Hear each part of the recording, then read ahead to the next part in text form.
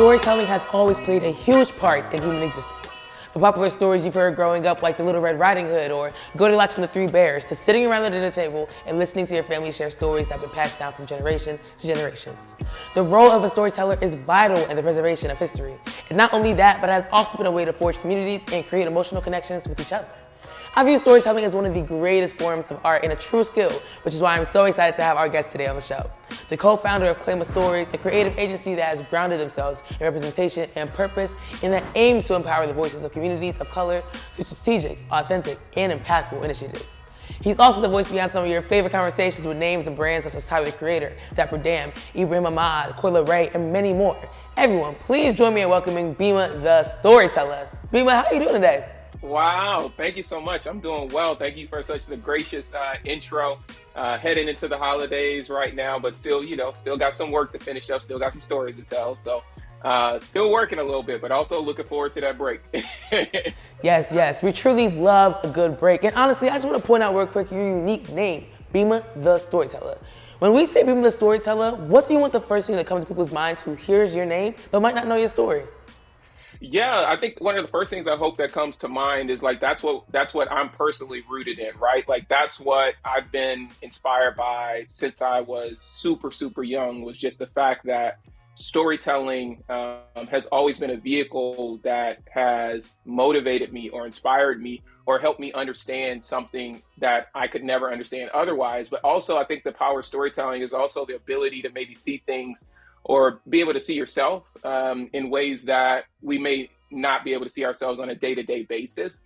And so when you might be absent of what's possible, absence of guidance, sometimes just a mere one story can be that guidance to provide you the willpower to maybe go after things you never would otherwise.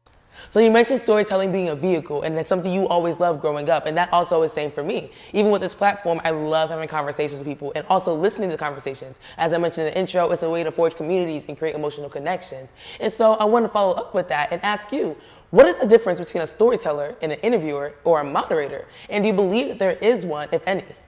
Yeah, I think there's nuances in all types of storytelling, whether it's from a media side, journalism, artistic expression, music, right? Like I think these are all different things. When I think about a storyteller specifically, what I'm looking for, and especially if it's in the setting of an interview, I'm looking for someone that's not only having a conversation, but there's also intent behind where that conversation is going.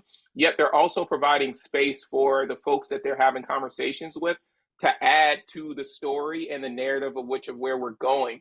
You know, one thing that would drive me crazy, and it still drives me crazy, is when you see a clip on social media and it's like, yo, we got this great interview with Issa Rae.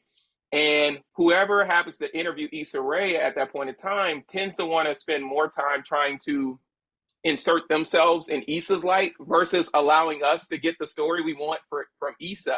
And so it's an interesting dynamic, and everyone has their preferences of how they do it. My particular preference is that if I'm in a conversation with someone, I have a story arc in mind of which we want to get to, and I want to make sure I provide that person the space to share their story, because I'm not inviting people to hear more about me. I'm inviting them to hear the guests that I brought on. And so that's typically what I think about in regards to how I define storytelling. But again, everyone's going to define that differently. It's more so maybe just a preference of mine and just how I grew up. I always wanted to hear these stories from these different Black innovators, whether they were in sneakers or sports or art or entertainment. I wanted to know more about them than the person necessarily wanted to jump in and make a name for themselves. No, I love that. And as you mentioned, storytelling is about getting those authentic stories out of who we might be in conversation with. The theme of this season is authenticity. And so I wanted to ask you the question, how do you get those authentic stories from the people that you're having conversations with? As we mentioned in the intro, you've worked with tons of people and, you work with brands such as Converse.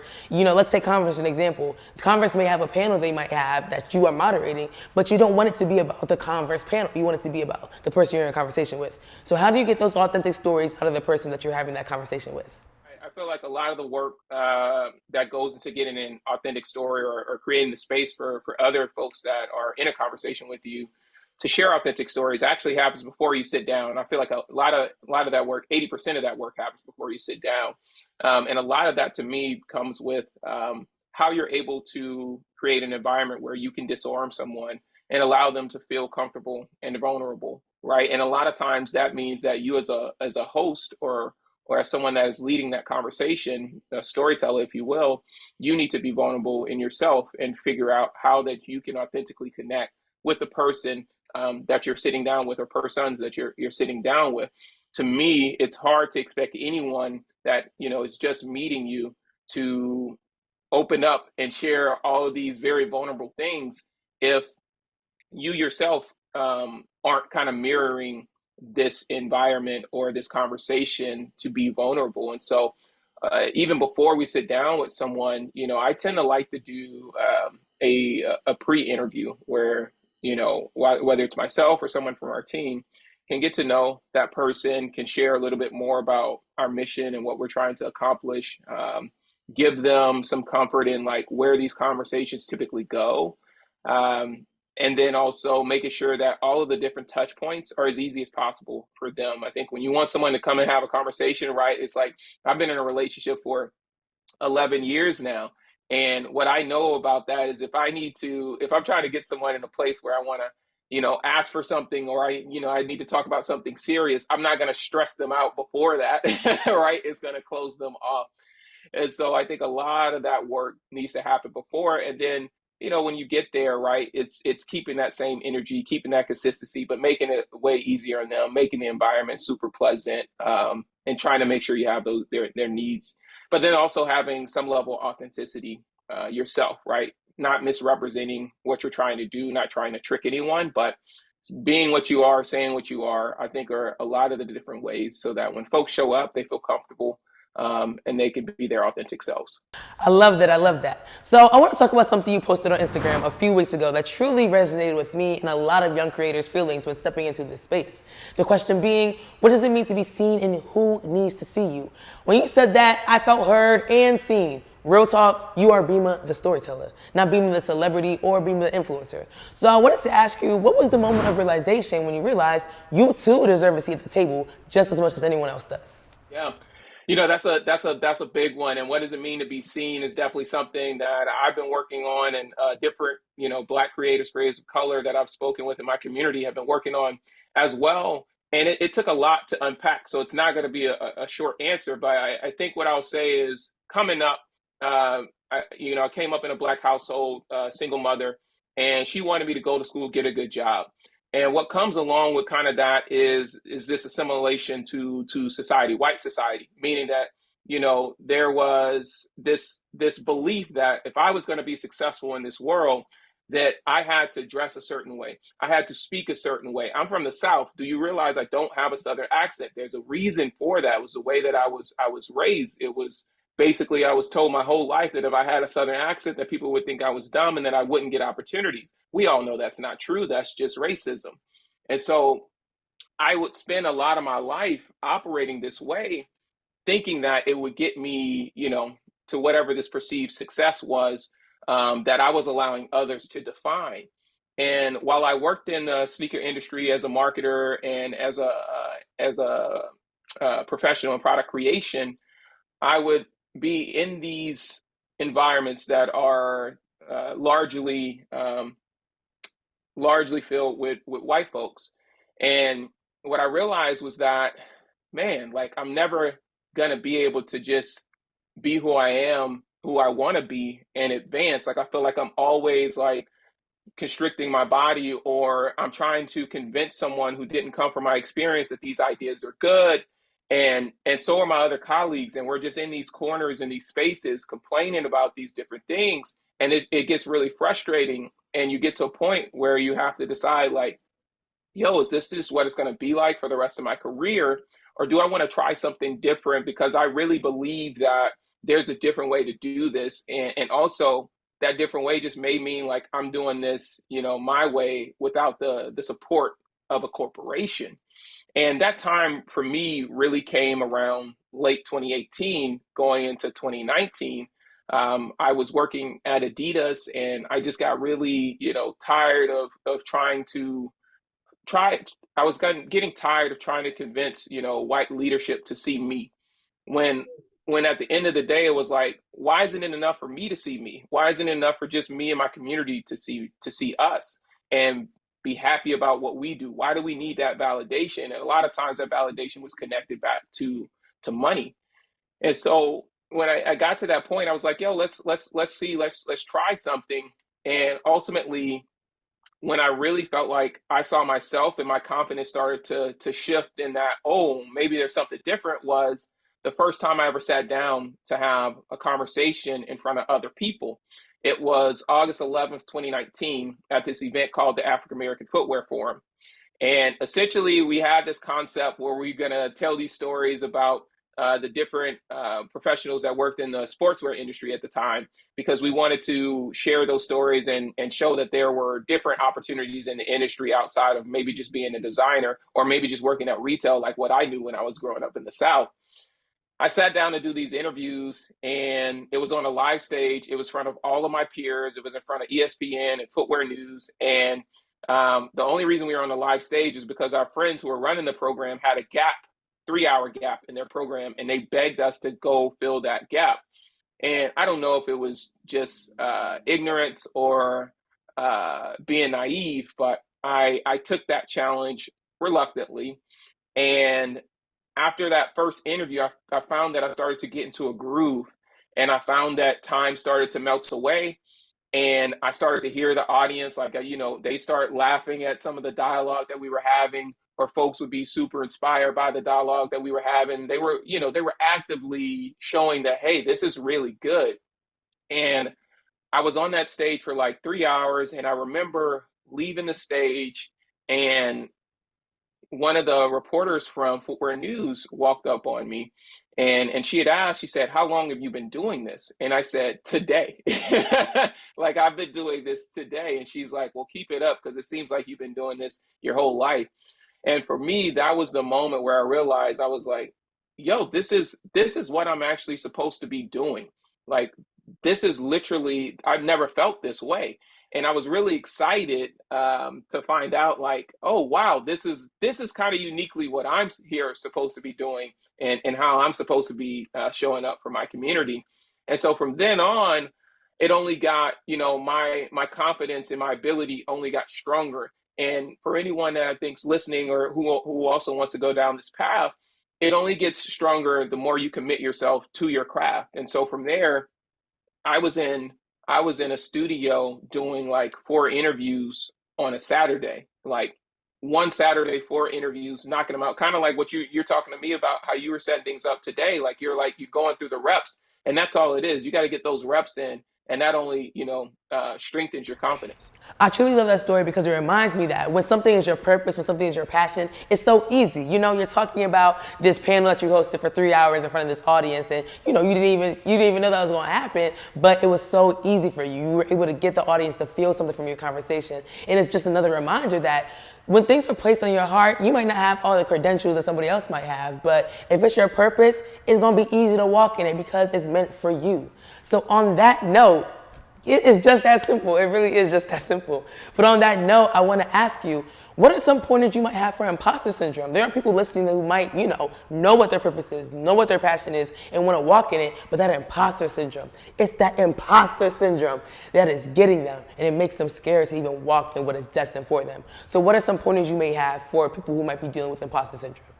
You tend to start to think of like these worst scenarios, and you forget scenarios when you've actually done these things previously and you've done them really well. And so you just get into a space where you start to talk yourself this negative self-talk about how it's going to go, what people are going to think, and you don't lean into the positive. And so one of the first things I would say is working on the self-talk. And that self-talk needs to be positive. It doesn't need to be overly, exaggerating a story, but it needs to be positive so that you can settle yourself and you can feel confident about what you're going to do. The other thing is that you have to start to take on this unique belief that this is what you're supposed to be doing. And you wouldn't be in the opportunity if you weren't supposed to be doing it. You have to take on that belief. I tend to do a routine in the morning where if I'm like, usually if I'm in a good practice, I'm going to be honest. Sometimes if I'm tired, I do get out of my routine, but my best intent is to have this routine. And usually it is waking up in the morning, get my tea, and then I meditate. After I meditate, I then review what my goals are for the quarter and for the year. After I review those goals, I have affirmations to remind myself, because again, your mind can play tricks on you. And if you're not reinforcing your mind, your subconsciousness, then you're really leaving yourself open to be vulnerable to, as we're talking about, imposter syndrome. So I'll do that. I'll reinforce with myself what I am and what I've accomplished. The third thing that I would do is I would try to set up small wins, right? And so a small win could be, for example, if you want to aspire to be, a conversationalist, a host, a journalist, whatever, have a coffee chat with somebody. That's a small win. You accomplish something on the way towards that journey. And then figure out what's the next thing on top of that. Or maybe you do 10 coffee chats in the month. Give yourself that and then reflect upon that and say, hey, like I actually did those things. I'm really doing those things. I'm really that person. And then the fourth thing I would say is you got to surround yourself with people that are reinforcing who you want to be. If you are around people who unfortunately aren't confident in themselves, they aren't confident in what you're doing, and they just have a different viewpoint, you can't expect yourself to ever shake out of that imposter syndrome, because you're in an environment that's not reinforcing where you want to go. You're in an environment with other people who are projecting perhaps fears on you, and you can't really escape that. So those are the four things that I would totally focus on to get out of that imposter syndrome. It's the self-talk. It's working on those small goals. It's having the environment around you, and then it's also figuring out that routine of what you're telling yourself. I love that. I love everything you said. And I feel like those pointers that you just gave are going to be some great pointers for anybody who's listening who might be struggling but needed some word of advice to apply to their journey and anything they got coming up next. And on the topic of what's coming up next, Bimma, what is coming up next for Bimma the Storyteller? What's something you can share with us? Yeah, we got a lot cooking in going into 2023. You're definitely going to see season 4 of my flagship show, which is Stories with Bimma through my company Claima. And we're going to be talking about stories about entrepreneurial architects as we head into season 4. I'm super excited. It's going to be 32 episodes. It's going to be the longest season that we've ever released yet. And we're also going to be doing a couple different live events in a couple of different cities. We're definitely going to be in Boston this coming year, and we're definitely going to be in LA and some other dates that I can't announce just yet. And then outside of that, you'll also see me making some appearances at different events and activations. And also I'll be hosting a couple of different shows. Paperwork, ink hasn't dried yet, so I can't I can't share too much of that. But also we'll have, we're doing a couple product collaborations next year as well that I'm super excited about. So it's going to be a very, very exciting 2023. But most importantly, all of that is to inspire other creatives of color who are on their path, and creating a network to show that there's space for all of us, but also we just need to see ourselves. We could claim our seat at whatever table that we choose, or we could build our own tables, but we don't need to look for other people to validate us. We should validate ourselves. That's what's such a beautiful closing statement, because it's truly people like you who inspire people like me. If you are watching that, we got something. It is our time. It is our time to claim the seat at the table. And so thank you for just being an embodiment of that. Being an embodiment of somebody who truly knows that they are deserving at a seat at the table, and reminding that we are too deserving at a seat at the table. And it seems like 2023 is going to be an exciting year. So I'm excited for everything you got going on, and I can't wait to tune in. So my last and final question, this would not be an awkward production if I didn't ask you, Bimma, what is one awkward moment you look back on and you're like, dang, now why did I do that? Oh my goodness. I think I was at an event, and I thought someone was someone else, and I running high, and like I got up on them and I was like, that is not who I thought that was at all. And I'm just like, hi.